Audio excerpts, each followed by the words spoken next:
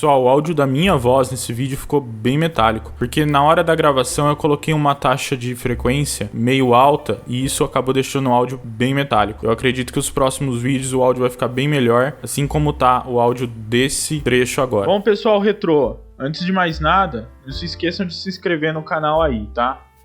No último vídeo eu comentei como difícil estava para encontrar qualquer hardware antigo.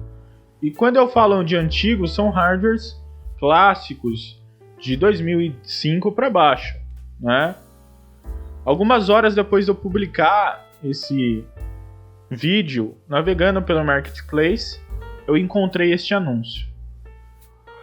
Era um anúncio de uma máquina com um gabinete branco, um gabinete que parecia bem antigo, estava bem amarelado, e eu pensei assim, bom, eu não sei qual que é a especificação da máquina, porque a pessoa não colocou. Esse gabinete é legal, então ao menos eu pego um gabinete que aparentemente está inteiro, porque ele realmente estava inteiro com todas as pecinhas. Então ao menos eu pego um gabinete bem clássico que está inteiro, e aí eu decido o que eu faço. Restauro ele e decido o que eu faço. Eu entrei em contato com a pessoa, troquei uma conversa, ela falou para mim que a máquina estava rodando Windows XP, mas que ela não sabia dizer qual que era a configuração da máquina, de processador, memória, enfim. Ela me mandou uma foto da máquina funcionando, igual a foto que estava no anúncio, e realmente estava rodando Windows XP. Então eu pensei, bom, é alguma coisa que é capaz de rodar um Windows XP. O que me veio na cabeça foi pelo menos um Pentium 4, um Celeron D, talvez um Athlon XP, um Athlon 64. Bom, então eu negociei com o rapaz, baixei o preço, porque o preço que ele estava pedindo estava meio alto para uma máquina que ele não sabia me dizer o que era. Podia ser qualquer coisa, ou podia ser alguma coisa rara. Bom, eu negociei um valor, fui atrás do gabinete. Quando eu cheguei lá, eu não consegui filmar, porque era um senhor de idade, enfim, eu não consegui filmar. E aí esse rapaz falou, olha, eu vou ligar a máquina para testar, para você ver que ela está funcionando. Eu falei, tudo bem. Ele plugou no monitor e deu boot na máquina. E quando eu vi a tela da BIOS me mostrando Intel Celeron 333 MHz, eu sabia que aqui dentro desse gabinete tinha alguma coisa mais antiga que uma Socket 478, que um Athlon XP, porque a frequência do processador era muito baixa. Bom, eu fiquei meio emocionado, não sabia o que tinha ali dentro, fechei o negócio, eu peguei a máquina e voltei para casa. Olhando a foto, analisando a foto depois, a foto que estava menos embaçada, dava para reparar que a máquina ali, ela tem na frente 3 LEDs. O do HD, o do Power, e tem um terceiro LED que tem um símbolo bem antigo, de um recurso antigo que tinha, que é um LED de mensagem. O que acontecia, eu não sei se vocês lembram, para quem já usou isso, antigamente a gente tinha placas de rede modem, né? Que elas faziam discagem. Então, você plugava o seu computador na linha telefônica, usava uma placa de rede que discava e se conectava na internet dessa maneira. Elas eram muito conhecidas por aquele barulho típico do modem. Mas também tinha alguns gabinetes que, para indicar que a placa estava trocando mensagem, estava discando, ele tinha um LED na frente que piscava. Um LEDzinho ali junto com os outros LEDs dele que piscava. E esse gabinete tem esse LED. Então eu fiquei bem curioso, porque era um gabinete que tem esse LED, então é um gabinete bem antigo. Já que as placas de rede, as máquinas pararam de realmente serem máquinas construídas para usar, pensando em usar uma placa de modem, já no ano 2000, quando saiu os Pentium 4, os Athlon XP, as máquinas nem vinham mais com essas placas de modem. Apesar daqui no Brasil ainda ser muito utilizado. Bom, então esse foi um ponto que me deixou muito curioso do que tinha naquele gabinete. Eu voltei para casa com o gabinete, já era tarde, guardei ele e deixei para outro dia fuçar nesse gabinete. Bom, olhando o gabinete por fora e olhando as placas de expansão atrás, eu reparei algumas coisas. A placa-mãe não tinha conector de vídeo on-board, então significava que ela não tinha uma placa de vídeo on-board, provavelmente. E a gente tinha um slot embaixo VGA. Poderia ser que o conector VGA da placa-mãe é alguma expansão que fica nos slots de expansão, ou muito provável que ele tinha uma placa de vídeo. E logo lá embaixo, no último slot, a gente tinha uma placa de som que parecia muito com uma placa de som de blaster, essas placas clássicas antigas aí. Bom, então vamos abrir esse gabinete para ver o que realmente tem dentro dele. Eu precisava desmontar mesmo, não queria somente ligar ele, até porque a gente não sabe o quanto de sujeira tem dentro, se a fonte está boa ou não. Então antes de realmente ligar e usar a máquina, eu gosto de limpar tudo, trocar pasta térmica, corrigir problema de refrigeração se tiver e colocar uma fonte confiável, porque aí eu tenho certeza que eu não vou danificar aquele hardware.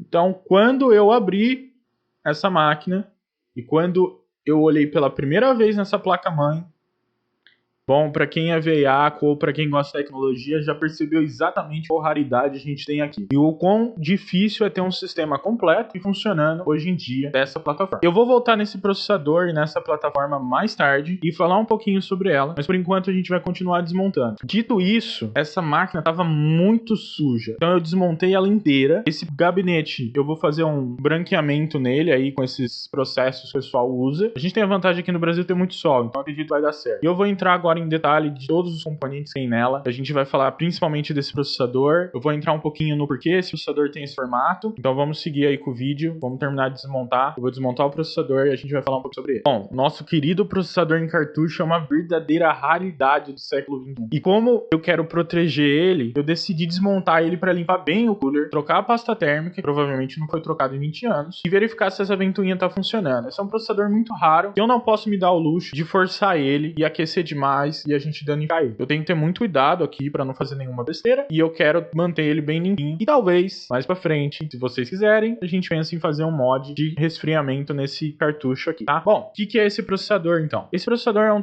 Intel Celeron 333 MHz de cartucho, ou SECC. Tinha também o SECC2 e o SEPP. São basicamente a mesma coisa. Por que é um processador de cartucho? Porque diferente do processador atual da sua máquina, esse processador, a placa-mãe não tem slot. Ela tem slot, mas ela não tem um slot onde ela receba o processador. Ela tem um slot que é parecido com um barramento PCI, onde ela vai receber uma outra placa que tem o processador. E o porquê disso? Bom, a Intel lá atrás já tinha lançado um processador chamado Pentium Pro, que trazia uma das inovações em ter o cache muito próximo do processador. O problema é que isso era uma tecnologia nova e significava que o circuito do processador, o die do processador, tinha que ser fabricado junto do die do cache. A grande questão é que desta forma, se o cache tivesse problemas ou o processador tivesse problemas durante o processo de fabricação, todo o componente tinha que ser descartado. Como era um processo novo e a indústria estava aprendendo ainda a fabricar circuitos mais complexos, então acabava que o percentual de falhas era grande. Para tentar resolver isso, o que a Intel fez? A Intel desenvolveu uma PCB, uma placa, onde o chip do processador fica soldado e o chip do cache ficam soldados nessa placa. Desta forma, se no processo de teste o cache falhasse, era só trocar por um outro componente. O mesmo acontecia com o processador. Então ela poderia fabricar um processador que tinha o cache e o processador bem próximos um do outro, mas que não condenava o processo de fabricação caso um deles falhasse. Então foi aí que ela desenvolveu essa PCB, essa placa, que é muito parecida com uma placa GP, uma placa PCI, e as placas-mães passaram a ter esse slot 1, que é um slot bem grande, e o processador você encaixa nesse. Bom, desmontando o processador aqui foi bem fácil. Para destravar o dissipador do processador, eu só tive que usar uma ferramentinha nas travinhas ali, empurrar, e o dissipador dele saiu do processador. Para separar a ventoinha do dissipador foi um pouco mais difícil, isso porque tem umas travinhas plásticas que eu precisava empurrar, e o plástico estava bem ressecado. Eu acabei forçando ela de uma vez só com as duas mãos, bastante força, e ela destravou. É claro que assim, eu precisava substituir essa ventoinha que estava completamente travada, então eu teria que tirar ela de qualquer jeito e substituir por uma outra. O dissipador estava cheio de poeira e foi bom eu desmontar, porque isso com certeza ia sobreaquecer o processador. Então depois de uma boa limpeza, eu decidi realizar uma das minhas fetiches pro dissipador e colocar uma ventoinha personalizada nele, já que a original não funcionava. Eu instalei um conector ATX nessa ventoinha 12 volts, parafusei ela no dissipador original. Ficou bem gambiarra, mas por hora vai ser o suficiente para resfriar esse processador. E mais pra frente a gente pode pensar até em adaptar um processador mais eficiente, fazer um overclock, talvez. Depois disso eu remontei todo o sistema na bancada. Olhando visualmente a placa-mãe, eu fui impressionado com as boas condições. Isso porque é uma placa-mãe que já deve estar beirando os seus 20 e poucos anos de uso, e ela não tem nenhum capacitor estufado, ela não tem nenhum componente sobreaquecido, que é bem interessante, já que placas mais novas dão defeito de capacitor e sobreaquecem direto. Coloquei uma fonte confiável e liguei a máquina, e ela botou como se fosse novinha. Olhem essa animação da Creative Labs da placa de vídeo. Esse é o tipo de coisa que durante muito tempo a gente não viu mais. Eu acredito que essas placas mais novas estão saindo hoje, tem animação da BIOS dessas placas mais novas, mas antigamente era muito raro se ver isso, e durante muito tempo as empresas simplesmente pararam de fazer isso. Bom, enquanto o meu eu do passado monta a máquina de volta, esse outro gabinete que eu acho um pouquinho mais moderno, mais clean, o gabinete antigo dela eu vou fazer um branqueamento nele e vou pensar se eu vou voltar a usar nela. Eu acho que não, mas vamos falar do que a gente tem aqui de hardware, porque eu acredito que vocês estão bem curiosos e eu vou colocar algumas imagens aí para mostrar exatamente para vocês um detalhe. Bom, o coração dessa máquina é uma placa-mãe Asus P2L97LX. Ela vem equipada com um chipset Intel 440LX, que traz para essa plataforma slot 1 compatibilidade com processadores de cartucho da série Pentium 2 e Celeron A. A curiosidade é que apesar dessas placas suportarem até os Pentium 400 MHz, Celeron 400 MHz, se você usar um adaptador, que era basicamente uma PCB, que adaptava o socket 8 nessa PCB de slot, você pode usar até um Celeron 533 MHz nessa placa-mãe que a BIOS dela vai aceitar. Bom, a memória, essa placa dá suporte até 3 pentes de memória SD-RAM ou DIMM. Elas podem ser ECC ou não. E ela tem um suporte máximo de 384 MB de memória. Curiosidade que no manual dela fala que ela suporta somente pentes de até 128 MB. Mas durante os meus testes, ela reconhece pentes de 256 MB. O problema é que aí você fica limitado porque você não consegue usar mais que um pente de 256 MB e sobra só espaço para colocar mais dois de 64 ou mais um de 128. No nosso setup, a gente vai usar 3 pentes de 128 MB trabalhando a 133 MHz, totalizando 384 MB, que era o máximo de configuração que você podia ter nessa placa-mãe. Bom, ela tem aí 2 entradas DE para até 4 dispositivos, uma entrada de disquete, uma porta GP2X, 5 portas PCI 2.1 e 2 portas AISA. Uma delas vai ficar conectada à nossa placa de som, que eu já vou falar. Ela tem alguns outros recursos interessantes, como o dispositivo plug and play, USB, infravermelho. Essa placa-mãe já vem com uma BIOS ACPI e já vem com uma BIOS que configura e tenta configurar o sistema sem a necessidade de jumpers. Para configurar clock, configurar voltagem, ela faz isso sozinha, o que era novidade na época. Uma coisa interessante é que como essa placa-mãe tem a capacidade de rodar com um adaptador, um Celeron de 533 MHz, isso significa que ela tem a capacidade também de rodar Celeron A, Pentium 2 overclockado. Então, por exemplo, esse de 333 MHz, se a gente quiser overclockar ele, a gente tem bastante espaço, porque a placa já é preparada para trabalhar com um processador de mais consumo, uma frequência maior. Bom, para as nossas placas de expansão, começando pela nossa placa de vídeo, a que veio nela é uma Creative Labs CT 6620 Extreme, que tem esse belo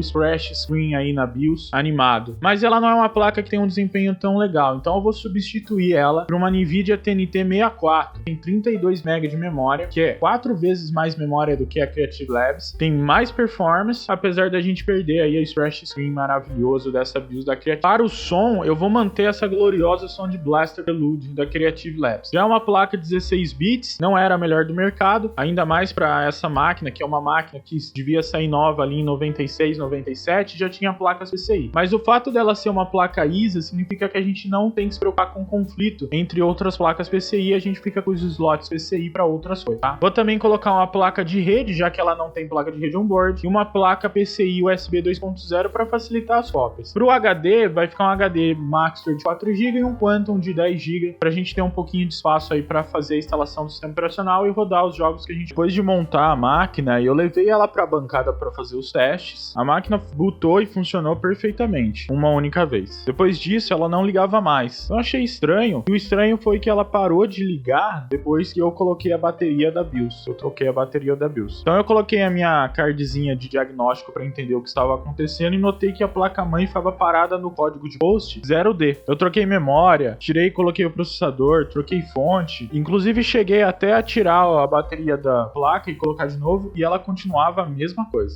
Então eu resolvi pesquisar o código 0D, e para essa BIOS, que é uma BIOS hard, seria o estágio de video check. Esse passo do post da placa-mãe significa que a placa-mãe está inicializando e checando o vídeo. No caso dessa placa-mãe, muito provavelmente ela está inicializando a BIOS da placa de vídeo e começando a renderizar o vídeo na tela. Então isso significava que alguma coisa relativa à placa de vídeo não estava acontecendo. Provavelmente a BIOS tentava executar a BIOS da placa de vídeo e ela não conseguia. Talvez uma falha de comunicação, enfim. Bom, para não condenar a nossa TNT2, que eu sei que ela funcionava, eu voltei a placa da Creative Labs e a placa-mãe da placa-mãe não bootou. Eu achei bem estranho, mas antes de realmente condenar a nossa TNT2, eu resolvi voltar ela no slot e testar a máquina sem nenhuma placa de expansão. Para minha surpresa, a máquina funcionava e bootava novamente normal. Então eu sabia que tínhamos algum conflito entre o slot RGB e as outras placas de expansão que eu estava tentando usar. O próximo passo foi eu adicionar placa a placa e ir tentando bootar o computador até que ele parasse de funcionar. Eu comecei com a Sound Blaster, que é um slot ISA e que na teoria não deveria ter nenhum conflito com os outros slots. E depois eu fui para as placas de expansão de PCI, a de USB e a placa de rede. Bom, dito e feito, a nossa placa USB por algum motivo entrava em conflito. Com ela instalada, a máquina não passa do video check. Com ela fora da placa, a placa boota todas as vezes. Eu ainda não entendi qual que é o problema, se é um problema de IRK ou algum conflito que essa placa USB está gerando, ou se essa placa USB tem algum problema e está gerando talvez um aterramento